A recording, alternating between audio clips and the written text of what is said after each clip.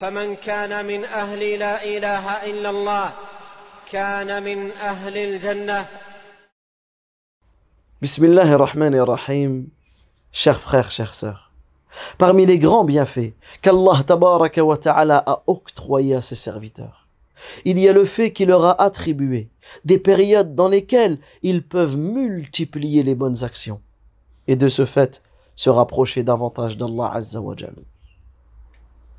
Parmi ces périodes, il y a les 10 premiers jours du mois de Dhul Hijjah, les 10 premiers jours du dernier mois dans le calendrier lunaire, qui est un des 4 mois parmi les mois sacrés.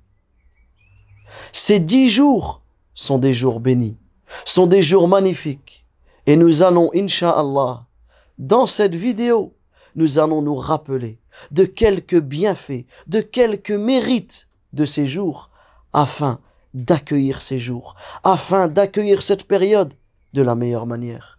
Car nous devons accueillir cette période avec le repentir, en arrêtant nos péchés, parce qu'en réalité nos péchés nous éloignent et nous écartent d'Allah Azza wa Jal. Nous devons saisir l'occasion afin de multiplier les bonnes actions et d'avoir la ferme conviction de faire le maximum de bien durant cette période.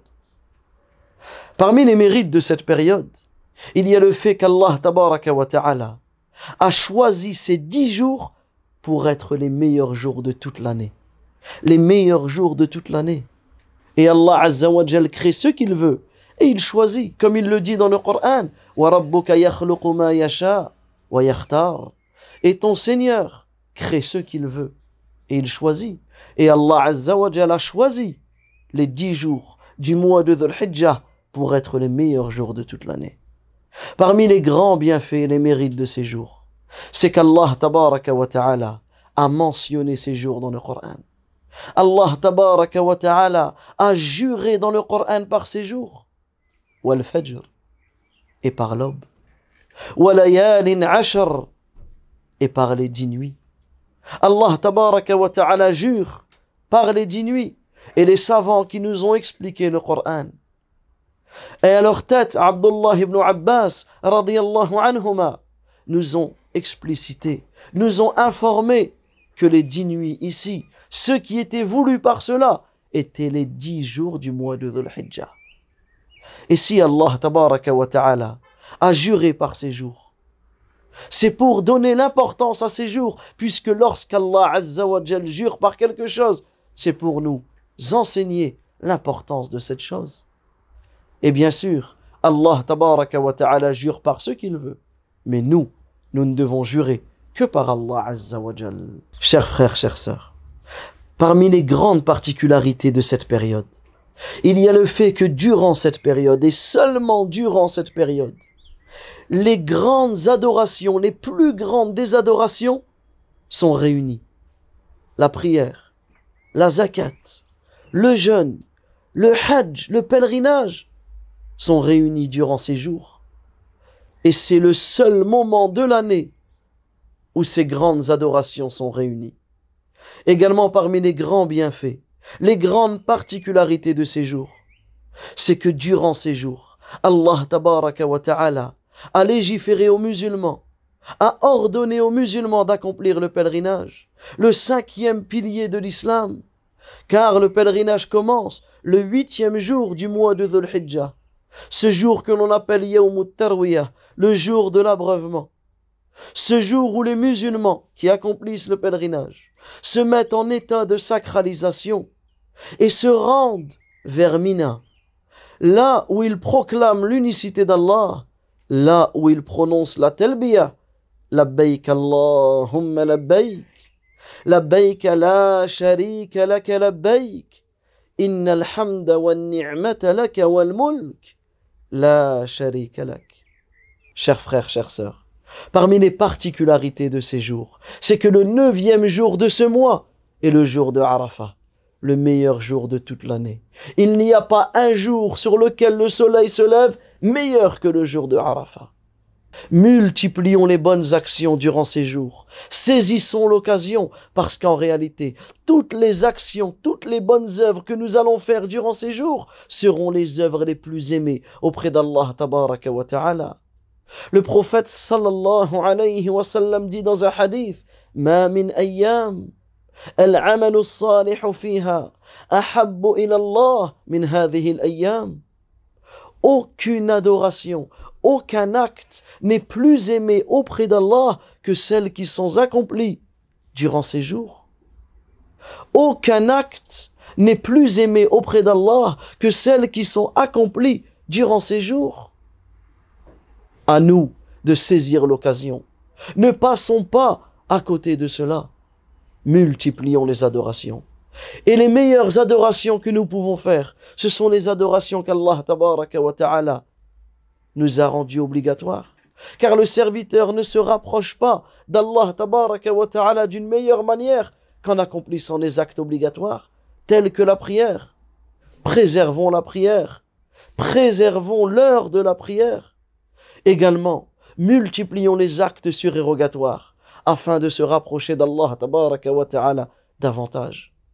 Durant ces jours, jeûnons. Le prophète sallallahu alayhi wa sallam, il jeûnait les 9 premiers jours de ce mois. Et les savants nous ont indiqué que le fait de jeûner les 9 premiers jours de ce mois était une sunnah, était une tradition prophétique fortement recommandée. Celui qui n'a pas la capacité de jeûner les 9 premiers jours, il jeûne ce qu'il peut. Et surtout, accrochons-nous au jeûne du jour de Arafat, le 9e jour de ce mois, la veille du Eid. Parce que le prophète sallallahu alayhi wa sallam a été questionné par un homme sur la récompense du jeûne du jour de Arafat. Et il dit, yukaffiru as-sanata al-madiya wal-baqiya. Il expie, il efface les péchés commis durant l'année précédente et durant cette année. Subhanallah, un jour de jeûne expie tous les petits péchés que nous avons commis durant 2 années consécutives. À nous de saisir l'occasion, de multiplier les bonnes actions.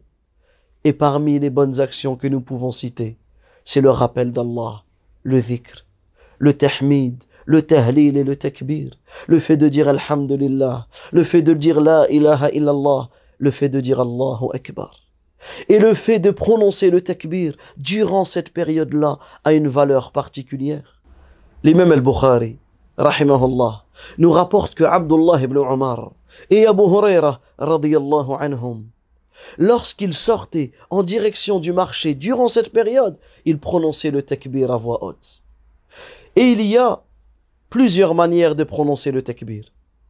Allahu Akbar, Allahu Akbar, Allahu Akbar kabira. On peut dire également Allahu Akbar, la ilaha illallah, Allahu Akbar, walillahi alhamd. Chers frères, chères sœurs, parmi les particularités de ces jours, il n'y a que le 10e jour de ce mois. C'est le jour du Eid, Eid al-Adha, le jour du sacrifice. Ce jour magnifique, basé sur le tawhid, sur l'unicité d'Allah, sur l'iman, sur la foi, sur le bonheur et la gaieté. Durant ce jour, les musulmans sont heureux, ils expriment leur joie. Mais pourquoi? La question c'est de se poser, pourquoi sommes-nous heureux ce jour-là? Nous sommes heureux parce que nous avons œuvré durant les 9 premiers jours. Nous sommes heureux parce qu'Allah tabaraka wa ta'ala nous a facilité les adorations durant les 9 premiers jours. Les musulmans, lorsqu'ils se rencontrent, qu'est-ce qu'ils se disent mutuellement? Taqabbal Allahu minna wa minkum. Qu'Allah agrée nos œuvres ainsi que les vôtres. Mais pourquoi ils se disent ça? Parce qu'ils ont œuvré durant ces 9 premiers jours. Mais celui d'entre nous qui n'a rien fait durant cette période, celui d'entre nous qui a passé cette période comme une autre période, celui d'entre nous qui était plongé, noyé dans les péchés, qu'est-ce qu'il va dire ce jour-là? Il va dire Taqabbal Allahu minna wa minkum. Il va demander à Allah d'accepter ses œuvres, mais il n'en a pas fait. Méditons sur cette parole. Et si tu es de ceux qui sont heureux le jour du Eid, sois de ceux qui œuvrent durant la période des 10 jours de Dhul Hijjah. Si notre cœur ne bouge pas maintenant, quand est-ce qu'il va bouger? Saisissons l'occasion. Profitons, parce qu'en réalité, c'est peut-être la dernière occasion que tu as de vivre cette période. Parce que l'année prochaine, peut-être que tu ne seras pas parmi nous. Et peut-être que je ne serai pas parmi vous. Wallahu ta'ala a'lam. Wa sallallahu wa sallam ala nabiyyina Muhammad wa ala alihi wa sahbihi ajma'in.